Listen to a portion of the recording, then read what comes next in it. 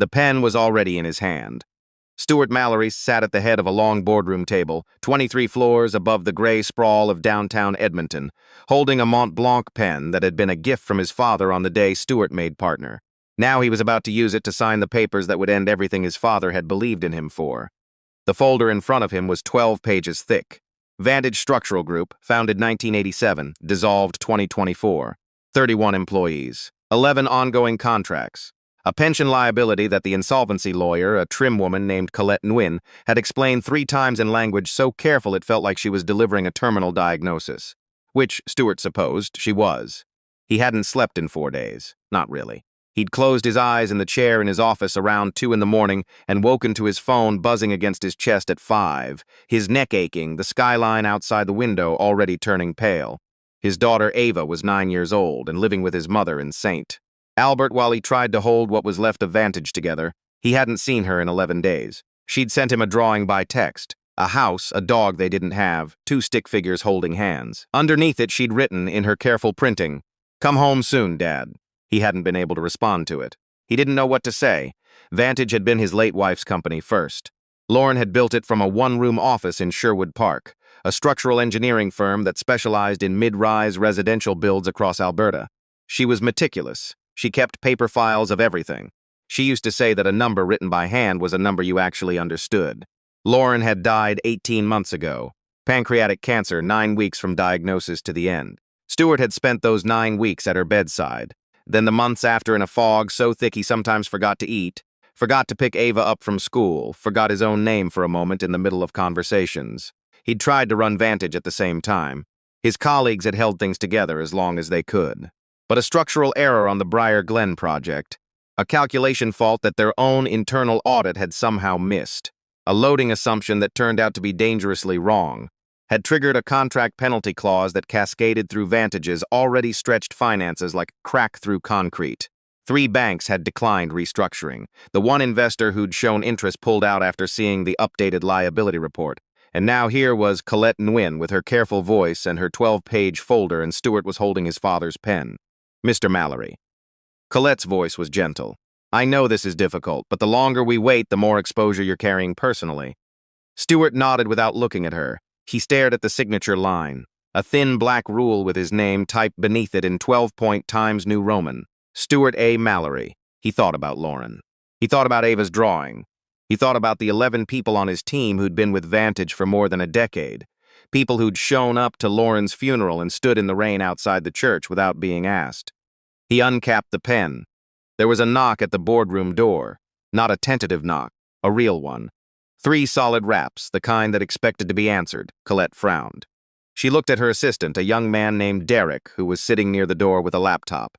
Derek shook his head slightly. He didn't know who it was either. "We asked not to be disturbed," Colette said, raising her voice toward the door. The door opened anyway.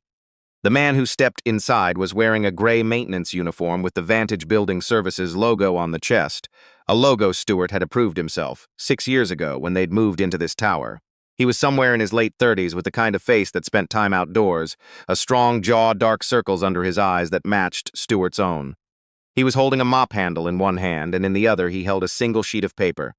"I'm sorry," he said. He didn't sound afraid. He sounded like a man who had decided something. "I know I shouldn't be in here, but I need 2 minutes. Derek was already half out of his chair. "Sir, this room is—" "It's all right," Stuart said. He didn't know why he said it. Later, he would think about that moment many times, what had made him speak, what quality in this man's face had made him pause with the pen still in his hand. Maybe it was just that he was so tired that his defenses were gone. Maybe it was something else. The man walked to the table. He set the sheet of paper down in front of Stuart, smoothing it with one hand. It was a printed page from a structural load calculation spreadsheet. Stuart recognized the format immediately, the same template Vantage had used for 15 years. "My name is Robert Finch," the man said. "I've been doing maintenance here for 8 months. Before that, I was a structural engineer. I had my PEng for 11 years. He paused. "I lost my license. Long story, but I know what I'm looking at when I see it."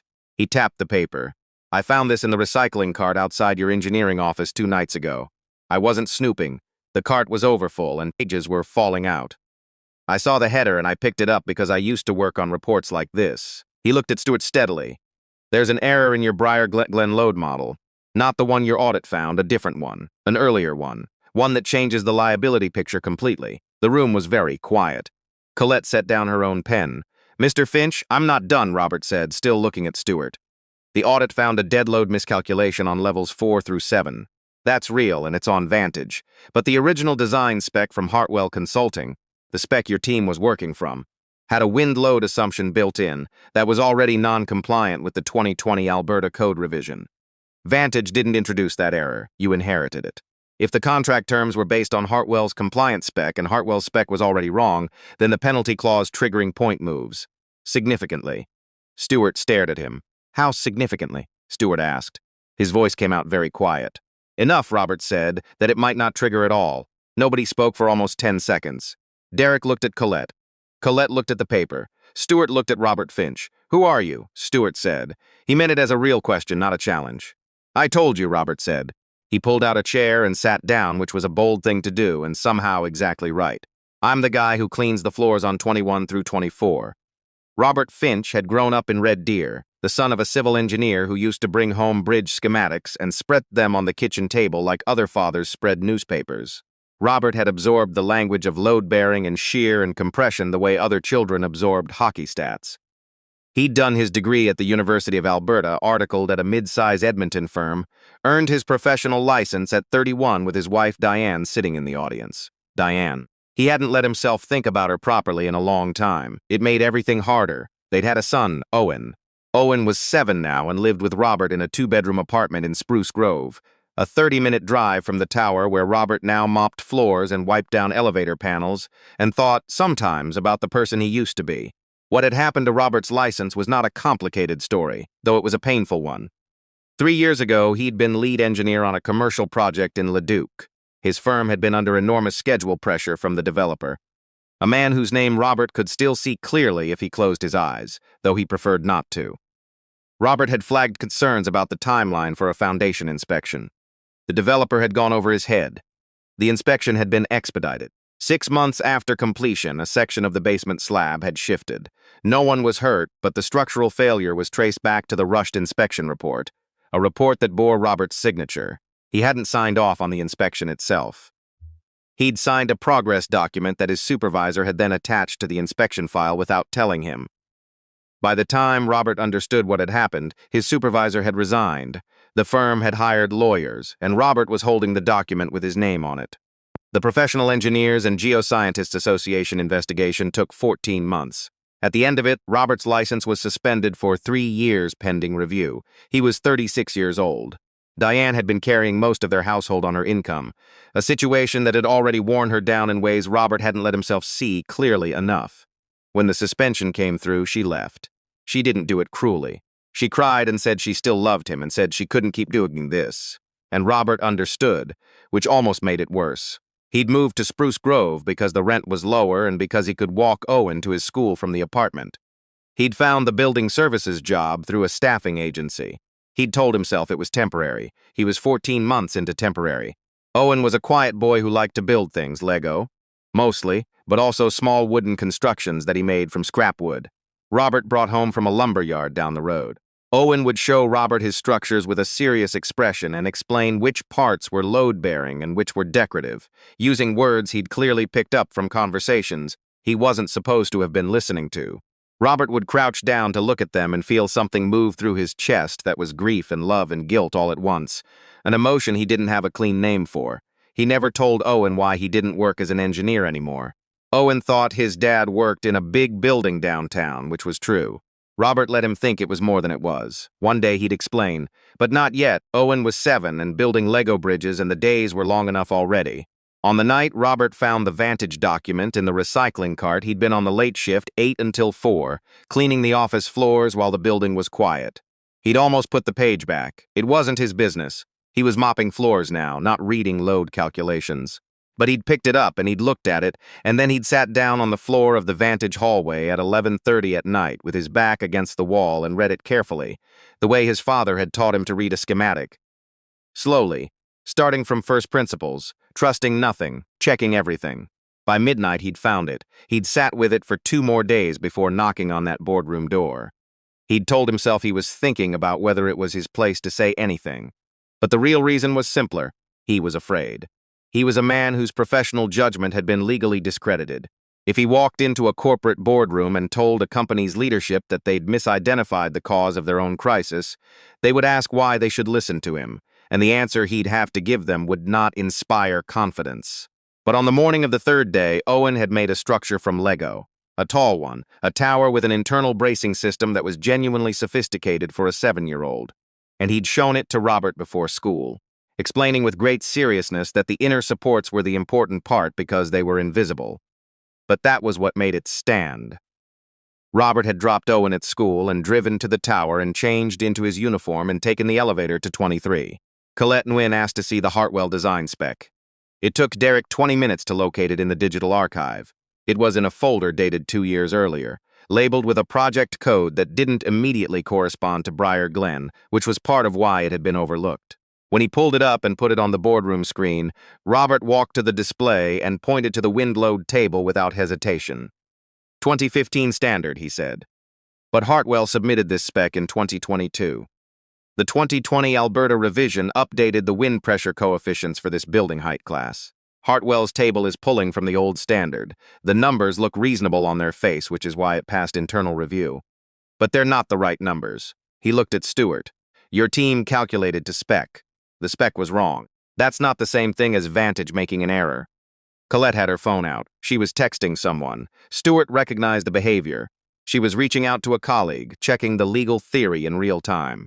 If this holds, she said slowly, not looking up, the penalty clause requires a material breach attributable to Vantage. If the originating error is Hartwell's, the clause may not have been validly triggered. The contract has a design errors provision, Stewart said. He was thinking out loud now, leaning forward, the pen set aside. Section 14. We argued it wasn't applicable because the audit said the error was ours. The audit found your error, Robert said. It didn't find theirs. Because their spec looked right. The room was quiet again, but it was a different kind of quiet. Not the silence of something ending, but the silence of people thinking hard. Stewart looked at Robert for a long moment. You've been holding this for 2 days, Stewart said. Robert didn't deny it. I wasn't sure it was my place. What changed your mind? Robert was quiet for a moment, then, my son showed me something, a Lego tower. He paused. It doesn't fully make sense out of context. Stewart nodded slowly. No, he said, I think it does. The Hartwell analysis took 3 weeks. Stewart brought in a second independent structural engineering firm, one he'd worked with in Calgary, a firm with no connection to Briar Glen, and had them review the original design spec alongside Vantage's load calculations. Their report came back in 18 days. It confirmed what Robert had found. Hartwell Engineering had used outdated wind load coefficients. The design spec submitted to Vantage had been non-compliant with the 2020 code revision before Vantage's team had ever opened it. Vantage's own calculation error, the dead load issue on levels 4 through 7, was real and remained their responsibility. But it was a secondary error, building on a foundation that was already compromised. The penalty clause in the Briar Glen contract had a specific provision. Liability attached to the party whose error was materially causative. With the Hartwell error now established and documented, the picture changed fundamentally. The lawyers were in meetings for a week and a half. Stewart barely left the office, but he called Ava every night at 8 o'clock, her bedtime, and listened to her tell him about her day at school, about what her grandmother was making for dinner, about a book she was reading about a girl who found a polar bear and brought it back to the Arctic. He listened to every word. On the last day of the second week, Colette called him. The penalty clause won't hold, she said. Hartwell's counsel knows it. They're proposing a shared liability settlement that's a fraction of the original figure. She paused. Stewart, Vantage isn't going under. He sat down on the floor of his office, not in a chair. On the floor, with his back against his desk, the same way Robert had sat in the hallway on the night he'd found everything. He sat there for a long time without moving, and the only sound in the room was his own breathing. He thought about Lauren. He thought about the pen. He thought about a man in a maintenance uniform who had carried a sheet of paper up 23 floors and knocked on a door he had no reason to believe would be opened.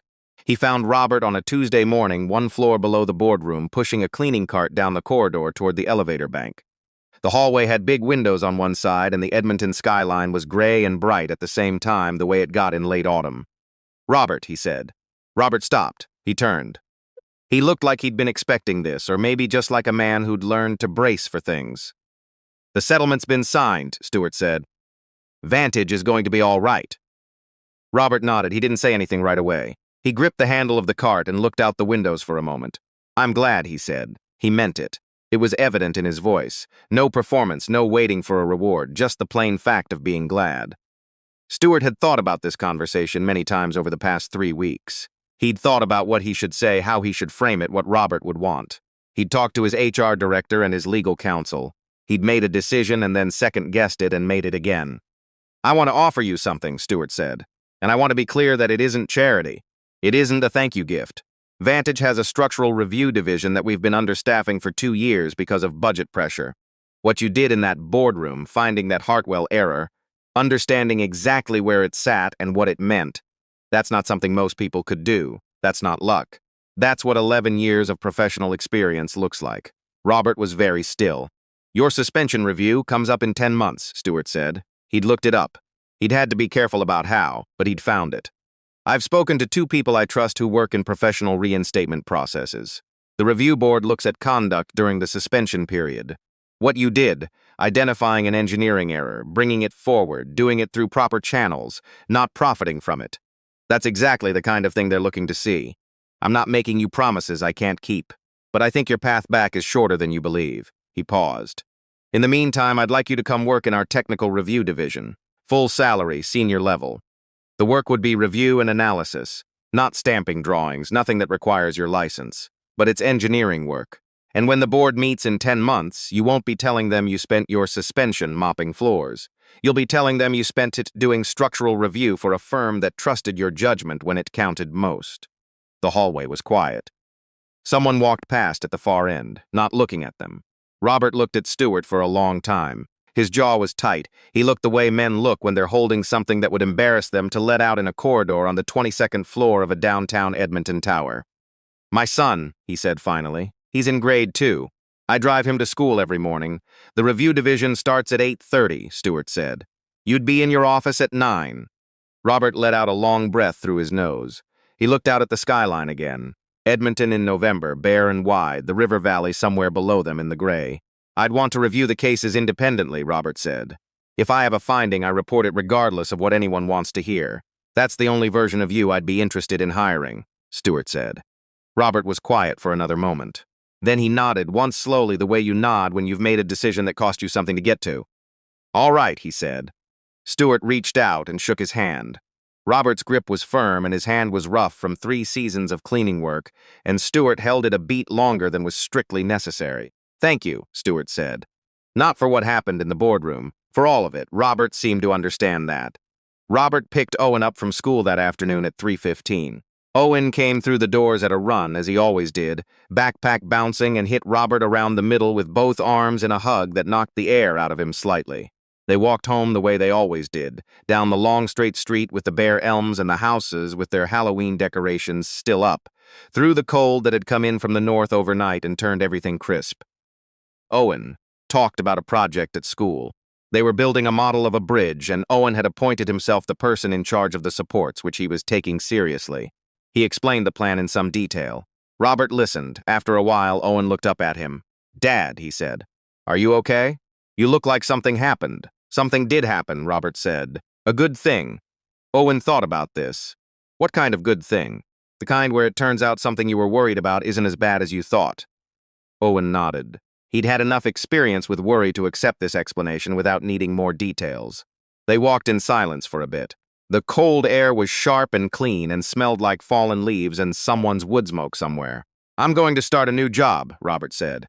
"In the same building, but different work. More like what I used to do." Owen looked at him again. "Like engineering?" "Sort of like engineering," Robert said. "Yes." Owen seemed to absorb this. He looked ahead at the sidewalk, his boots scuffing along. "Is it because you're good at it?" he said.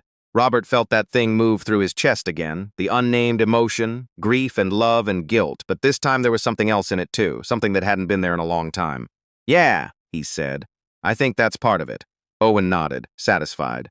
He reached up and took Robert's hand, and they walked the rest of the way home through the cold November air, past the bare trees and the lit windows and the quiet streets of Spruce Grove, and Robert held his son's hand and did not think about everything that had gone wrong, and instead thought quietly and with great care about everything that might still go right.